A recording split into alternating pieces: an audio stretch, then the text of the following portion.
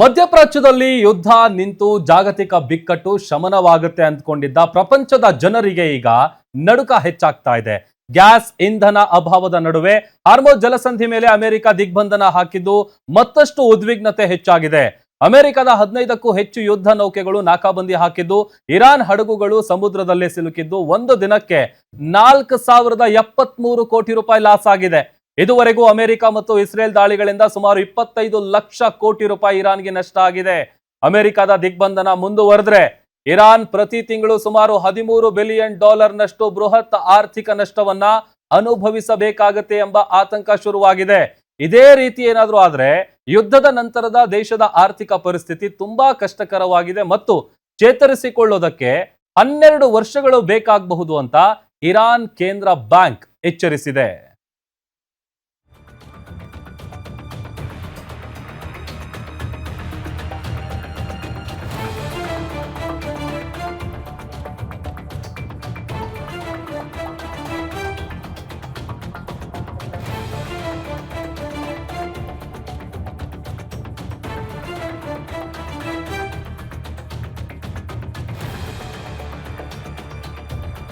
ಇನ್ನು America ದಿಗ್ಬಂಧನಕ್ಕೆ Iran counter ಕೊಟ್ಟು video release ಮಾಡಿದೆ. ಮುಂಬೈನಲ್ಲಿರುವಂತಹ ಇರಾನ್ ಕಾನ್ಸುಲೇಟ್ ಅಮೆರಿಕಕ್ಕೆ ಎಚ್ಚರಿಕೆ ಕೊಡುವ ವಿಡಿಯೋವನ್ನ ಹಂಚಿಕೊಂಡಿದೆ. ಈ ವಿಡಿಯೋದಲ್ಲಿ ಇರಾನ್ ಹರ್ಮುಜ್ನಲ್ಲಿ ಹಡಗುಗಳ ಮೇಲೆ ಕ್ಷಿಪಣಿಗಳನ್ನ ಹಾರಿಸ್ತಾ ಇದೆ. ಇದು ಕೇವಲ ಟ್ರೇಲರ್, ಸಿನಿಮಾ ಇನ್ನೂ ಬಾಕಿ ಇದೆ ಎಂಬ ಶೀರ್ಷಿಕೆಯೊಂದಿಗೆ ಟೋಲ್ ಪಾವತಿಸದೆ ಹಡಗುಗಳು ಹಾದು ಹೋಗಲು ಯಾವುದೇ ಕಾರಣಕ್ಕೂ ಬಿಡೋದಿಲ್ಲ ಅಂತ ಇರಾನ್ ಹೇಳಿದೆ. ನಿಮ್ ಮಗು ಅಳ್ತಿದ್ಯಾ? ಹಾಗಾದ್ರೆ ನಿಮ್ ಮಗುವಿಗೆ ಜೀನಿ ಸರಿ ಇಟ್ಕೊಡಿ. ಯಾಕಂದ್ರೆ ಜೀನಿ ಸರಿ ಇಟ್ಟು ನಿಮ್ಮ ಮಗುವಿಗೆ 100% ಸರಿಯಾದ ಆಹಾರ. ನಿಮ್ಮ ಮಗು ನೆಮ್ಮದಿಯಾಗಿ ನಿದ್ದೆ ಮಾಡಬೇಕಾ, ದಷ್ಟಪುಷ್ಟವಾಗಿ ಬೆಳಿಬೇಕಾ? ಹಾಗಾದ್ರೆ ಜೀನಿ ಸರಿ ಇಟ್ಟು ಕೊಡಿ. ಎಲ್ಲಾ ಮೆಡಿಕಲ್ ಶಾಪ್ಗಳು, ದಿನಸಿ ಅಂಗಡಿಗಳು, ಸೂಪರ್ ಮಾರ್ಕೆಟ್ಗಳಲ್ಲಿ ಲಭ್ಯ.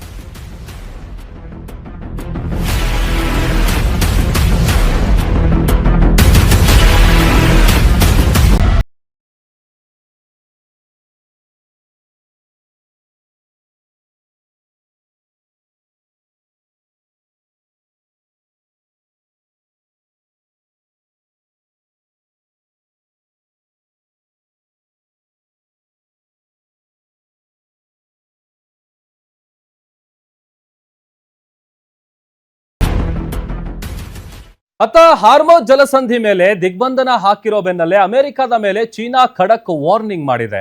ನಾವು ಇರಾನ್ಗೆ ಮಿಲಿಟರಿ ನೆರವು ನೀಡಿದ ಆರೋಪ ಸಂಪೂರ್ಣ ಸುಳ್ಳು. ನಮ್ಮ ಮೇಲೆ ಸುಂಕ ಹೆಚ್ಚಿಸಿದ್ರೆ ಪ್ರತೀಕಾರ ತೀರಿಸಿಕೊಳ್ಳದೆ ಸುಮ್ಮನೆ ಇರಲ್ಲ ಅಂತ ಚೀನಾ ಎಚ್ಚರಿಕೆ ನೀಡಿದೆ.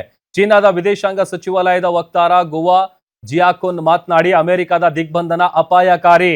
ಕೊಲ್ಲಿ ರಾಷ್ಟ್ರಗಳಲ್ಲಿ ಶಾಂತಿ ಸ್ಥಾಪನೆಗೆ ಒತ್ತು ನೀಡಬೇಕು. ಮಧ್ಯಪ್ರಾಚ್ಯದ ಸ್ವಾತಂತ್ರ್ಯಕ್ಕೆ ಧಕ್ಕೆ ತರಬಾರದು ಅಂತ ಎಚ್ಚರಿಸಿದ್ದಾರೆ.